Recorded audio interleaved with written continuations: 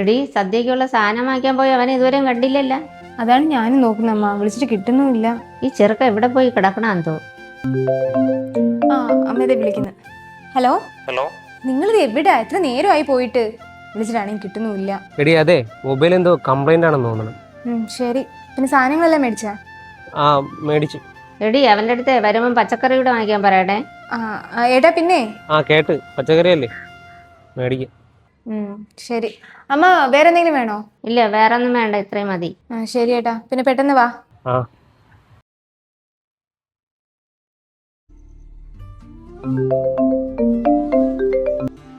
Hello അളിയ, എന്തായി സെറ്റേ? ഇല്ലടാ, ഞാൻ നോക്കിയിട്ട് ഒരു വഴിയില്ല.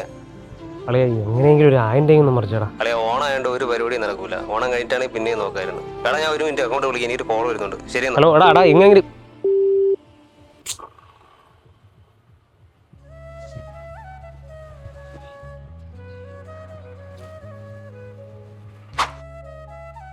ദിവ്യേട്ടാ, ഈ ലിസ്റ്റിലുള്ള സാധനം ഒന്നും എടുക്കും, ഞാൻ പൈസ ഓണം കഴിഞ്ഞിട്ട് തരാം. എടാ തുജി, അത് നടക്കൂല. ഒന്നാനീ കുറച്ച് ബാലൻസ് കൂടെ തരമുണ്ട്. അല്ല, ഞാൻ ഓണം കഴിഞ്ഞിട്ട് എല്ലാം കൂടെ ഒരുമിച്ച് തരാം. എടാ, എനിക്ക് വേറെ തോന്നിട്ട് നീ സമയങ്ങളെ പോന്ന് നോക്കിയാണ്. ഒന്നാമത് കളയൊക്കെ ഭയങ്കര തിരക്കാം.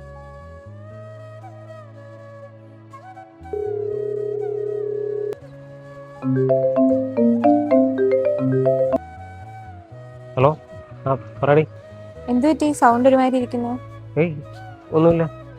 സാധനം വാങ്ങിക്കാൻ പൈസ ഇതുവരെ ആയില്ലല്ലേ? ഇല്ല, കിട്ടി. അല്ല, ഇപ്പം കിട്ടും. അതെ, ഞാൻ കുറച്ച് പൈസ അക്കൗണ്ട് ഇട്ടിട്ടുണ്ട്.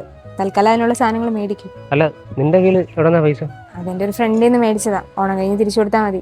നിങ്ങൾ പെട്ടെന്ന് സാധനങ്ങൾ വാങ്ങിച്ച് വീട്ടിലോട്ട് വരാൻ നോക്ക്. ശരിക്കും പറഞ്ഞാലേ, നമ്മളെ പോലുള്ളവർക്ക് എല്ലാ വർഷവും ഓണം ഇങ്ങനെയൊക്കെ തന്നെയാണ്. ഒരു മാസം കൊണ്ട് ജോലിയില്ലാതെ നിൽക്കുകയല്ലേ, പറഞ്ഞിട്ട് കാര്യമില്ല. അടുത്ത വർഷമെങ്കിലും കടം മേടിക്കാതെ ഓണം ആഘോഷിക്കണമെന്നുണ്ട്. അതൊക്കെ നടക്കും ഏട്ടാ, നിങ്ങൾ പെട്ടെന്ന് വാ. നീ ഒന്ന് ആലോചിച്ച് നോക്കി, എല്ലാവരുടെ കലണ്ടറിലും ഓണം ഒരു ദിവസമാണ്. പക്ഷെ എല്ലാവർക്കും സന്തോഷം ഒരുപോലെയാണ്. കാശുള്ളവർക്ക് ഓണത്തിന് സന്തോഷം കൂടും, ഇല്ലാത്തവർക്ക് കടവും കൂടും. പണമുള്ളവർക്ക് ഓണം ഒരു ആഘോഷം മാത്രമാണ്. നമ്മളെപ്പോലുള്ള ആൾക്കാർക്ക് അത് കണ്ടില്ല. ശരി ശരി.